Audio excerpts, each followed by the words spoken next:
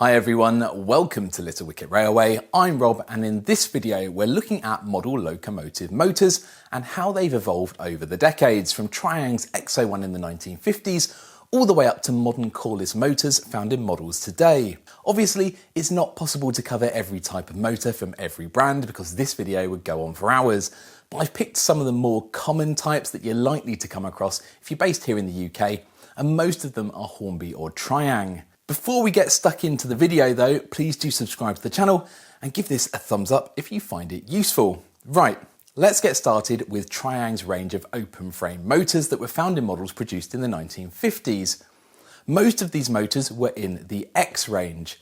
The X01 was based on a Rovex design and could be found in the Triang Princess locomotive with the plunger pickups. It was sandwiched between the two sides of the frame, which meant it wasn't easy to remove, and it had a disc commutator. The X02 was similar to the X01 except that it had a drum commutator. The X03 was the first big evolution of these motors because no longer was it stuck inside the frame of the locomotive. These were held onto the frame using screws, which meant they could be easily removed and serviced. I've got an example here that was taken from an old Hornby Ginty reference R052. We've got the worm drive that's mounted on the shaft here at the front. Either side we've got the carbon brushes that are rubbing against the drum commutator. These can easily be removed and replaced if required because they're only held in place by this wire pin on top. In the middle of the open frame design we've got the armature, which is an iron core with 3 windings, which makes it a 3-pole motor. And finally, we've got this large permanent magnet at the back. These magnets can lose some of their magnetism over time, but they can actually be remagnetized. So the whole motor was very easy to service and they were actually very reliable, which is why you can still find plenty of them in action today, 70 years later. There's also an X04, which was very similar to the X03, and finally there was the X05, but this was actually a TT scale motor called the XT60, being rebranded as the X05 when they started to be used in 00 gauge locomotives. And no, just to be clear, this wasn't TT120, this was the original TT scale of 3mm to the foot, or 1 to 101.6. So that's the old X series of motors that ran from the 1950s to the 1970s, and you'll find plenty of motor designs similar to these, such as the motor bogies from a Triang Blue Pullman. They're not part of the X series, but they've got similarities. It's still relatively open, you can see the armature in the centre, and we've got the replaceable carbon brushes held by the spring pin design. The main differences are that the shaft comes out both sides of the armature, and it has 2 worm drives to power both sets of wheels. Plus we've got these oil lubrication pads at either end of the shaft. These Triang design motors have stood the test of time, many of them still running 70 years later. However, in the 1970s, a new type of motor started to appear, and I'm sure many of you will be familiar with it. It's the Ringfield motor. And I've got one here. They're called Ringfield because the magnet inside is the shape of a ring, and that goes around the outside of the armature. All my tender-driven steam locomotives from when I was a kid have these motors. Again, they're very easy to service. The carbon brushes are just held in place by springs so they can be easily replaced, and everything was accessible for cleaning. Most of these motors are 3-pole, but there were some 5-pole versions. One of my earliest videos on the channel was how to service a Ringfield motor, and I'll leave a link to that video up in the corner and down in the description if you want to check it out. Both Hornby and Lima had versions of this type of motor, sometimes also called a pancake motor because it was flat and round. These motors have pretty good pulling power, but they're quite noisy and they don't have the best slow speed performance. It's worth noting that if you've got a model with a Ringfield motor, then it's possible to upgrade it from a Ringfield to a CD drive motor. These are modern motors that can be fitted in the space the Ringfield motor occupies and held in place with a new 3D printed retaining plate.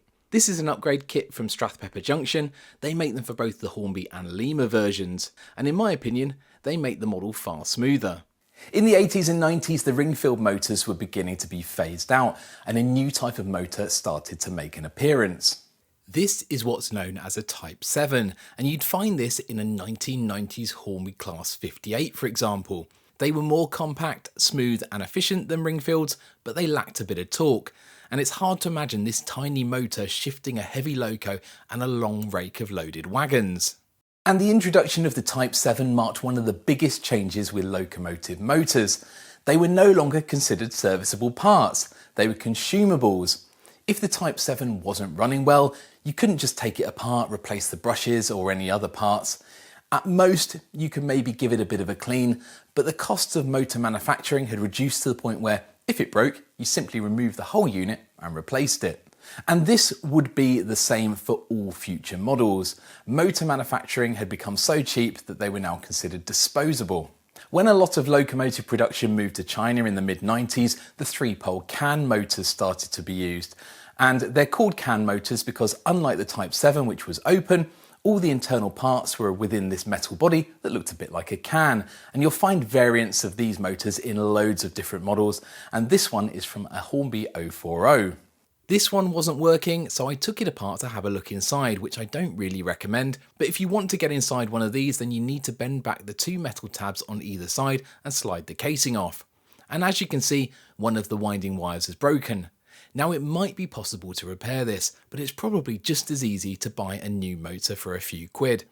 Can motors also come in 5-pole versions, which offer smoother torque and better load speed control, and some, like this one, even have flywheels attached to them. Overall, they're quieter and draw less current than the older motors.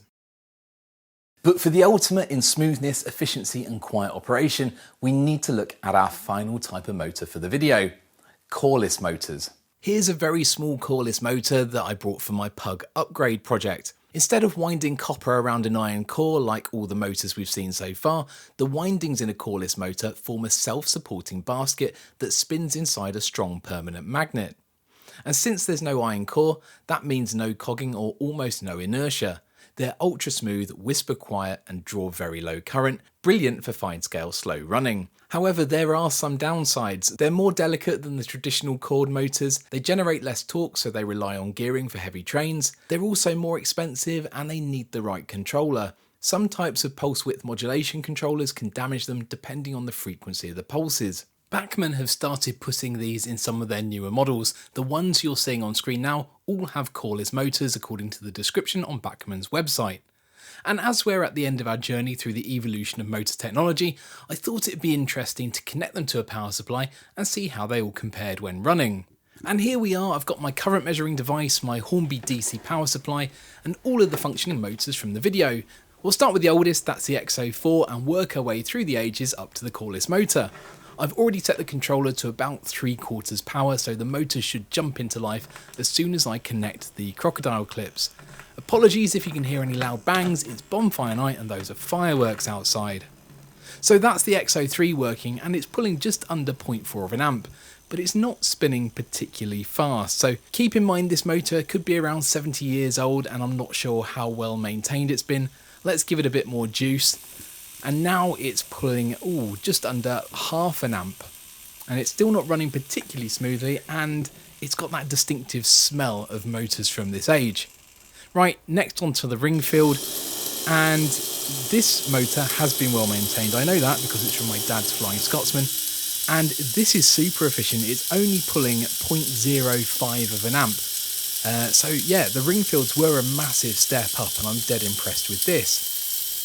Onto the new can motors, this is the one with the flywheel, and it's actually pulling more than the Ringfield. It's 0.07, 0.08, but it is spinning a lot faster. Bear in mind this isn't under load, the Ringfield was also having to turn a load of gears, so this wasn't even connected to a drivetrain. Let's see if we turn it down whether we get some better slow speed control and whether that affects the current draw. So the current's gone down slightly, so yeah, now we're under 0.05. So yeah, that's much more impressive. And if we disconnect it, let's see what effect the flywheel has. Yeah, dead impressive. And finally, the coreless motor. So that is now connected and spinning, but it's barely audible and it's not drawing any current. Just to prove it's on, I'll hold the shaft against the mat. Let's turn it up and see whether we can get it to register on the ammeter and put a bit of load on it. There we go, 0.01 amps, and it's dead quiet. Okay, it is a small motor and it's not under load, but compare this to the X03, it's almost silent and it draws very little current. So we really have come a long way. So there we go, that's a brief overview of some of the more common types of motors you're likely to come across and how they've developed and evolved over time. Let me know in the comments if you think I've missed a key motor type. What are your thoughts on the new Coreless motor types as well? I'd love to know. But that's about it for this video. Special thanks to all the YouTube members and patrons for your support. It's very much appreciated. If you found this video interesting, then please give it a like and subscribe to the channel. Thanks for watching, and I will hopefully see you again soon.